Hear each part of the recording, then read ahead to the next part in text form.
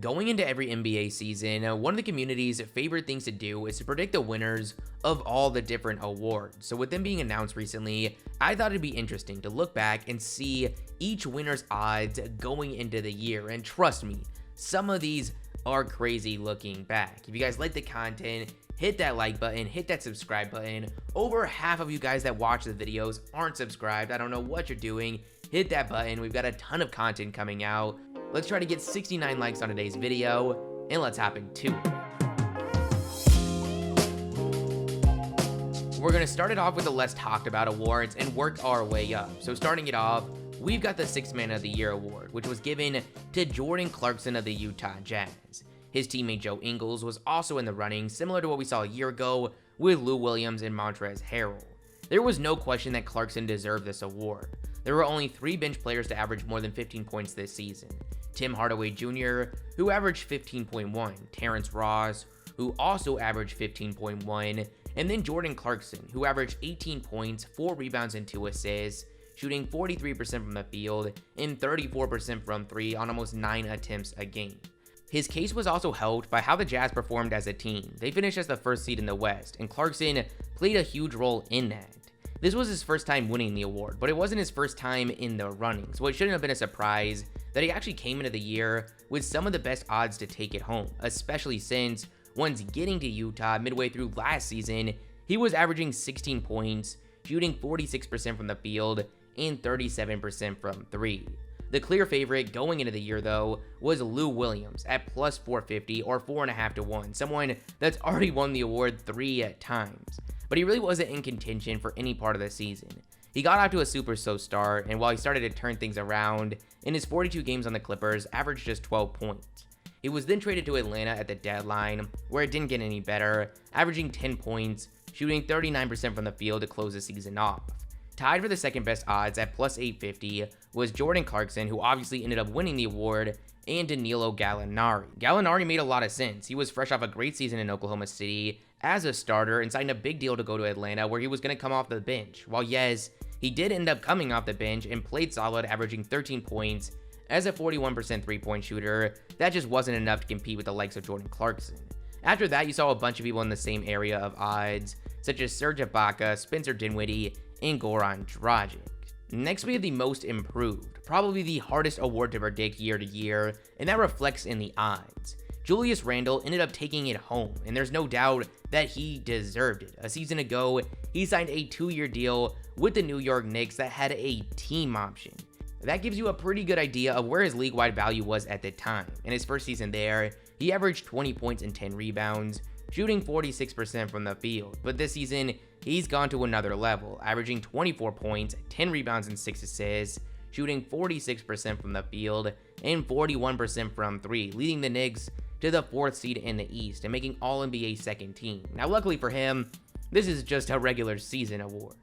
By the end of the year, it wasn't close. Tied for the second best odds was Michael Porter Jr. and Jeremy Grant, but this race was actually super interesting throughout this season, as Randle really wasn't the favorite for most of the year. At the start, Christian Wood was the heavy favorite after catching fire to start this season, but after an injury that caused him to miss a lot of time, he ended up slipping. Then we saw Jeremy Grant emerge as the heavy favorite, going from 12 points a game a season ago to 22 this year.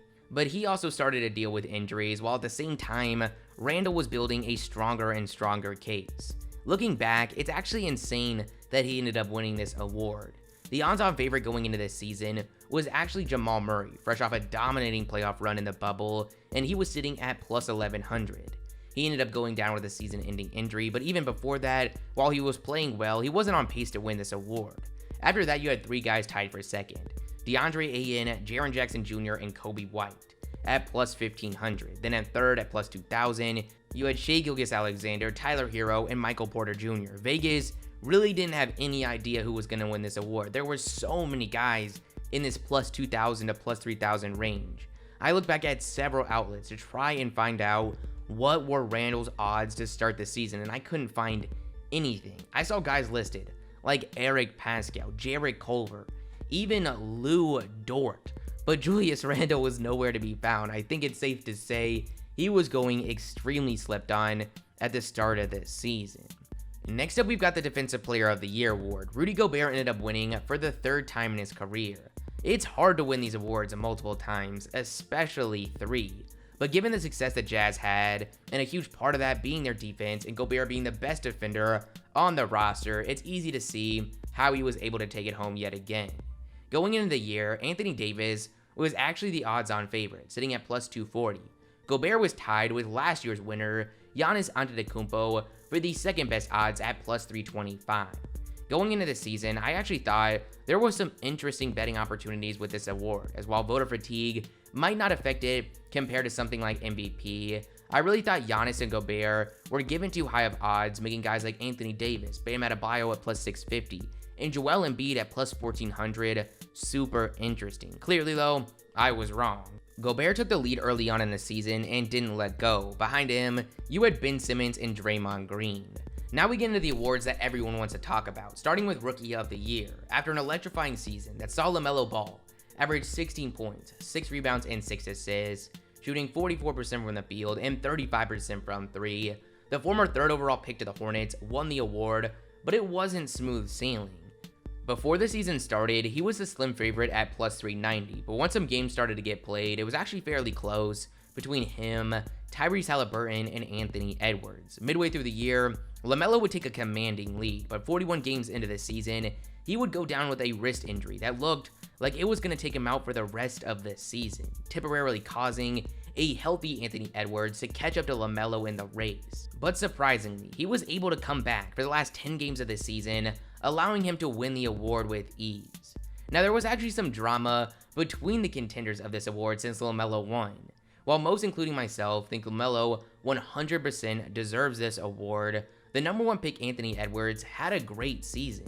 He was able to average 19 points on the season, and in the last 15 games was averaging 25, shooting 49% from the field and 36% from 3. He felt that he deserved the Rookie of the Year award as he reposted a fan's post to his Instagram story saying that Edwards was robbed and to give the trophy back and tell the truth. He also quote tweeted a tweet with 100 emojis that said, "I don't think NBA voters realize what they just did. You should never poke the bear." Now, we mentioned that LaMelo was the favorite, but some of the other odds are just laughable looking back. In a close second to LaMelo, Vegas had Obi Toppin at plus 440. Toppin averaged 4 points this season. Then it was Wiseman, then Anthony Edwards at 4, and in 5th at plus 950 was Killian Hayes, who dealt with injury, but while on the court, averaged 7 points, shooting 35% from the field. Now we have MVP, the biggest individual award in the sport. Nikola Jokic convincingly won after leading Denver to the 3rd seed in the West and pulling off one of the craziest statistical seasons we've ever seen, averaging 26 points, 11 rebounds, and 8 assists, shooting 57% from the field and 39% from 3. At the center position, absolutely insane. A decent amount of games into the season, Joel Embiid actually was the heavy favorite. He then got hurt, and LeBron James became the heavy favorite. He then got hurt, creating a seamless path for Jokic to win the award. Embiid finished in 2nd and Curry in 3rd. Now, Jokic was far from a top contender according to Vegas before the season started. Now, it didn't make much sense at the time considering he was the best player on a team that just went to the Western Conference Finals, and he was only getting better. But before the year, Luka Doncic held the best odds at plus 410.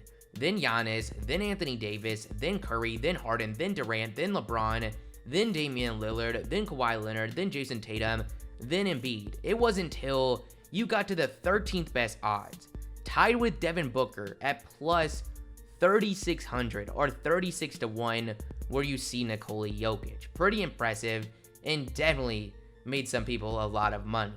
Now, not to pat myself on the back or anything, but I did make a bold predictions video before the year where I made the prediction that the MVP was gonna go to someone without top 5 odds. We're not gonna talk about the fact that in that same video, I said that Kevin Durant wasn't gonna look close to his former self coming off an Achilles injury. Well, that's the video, guys. You guys tell me your thoughts in the comments below. If you liked the video, make sure you like and subscribe.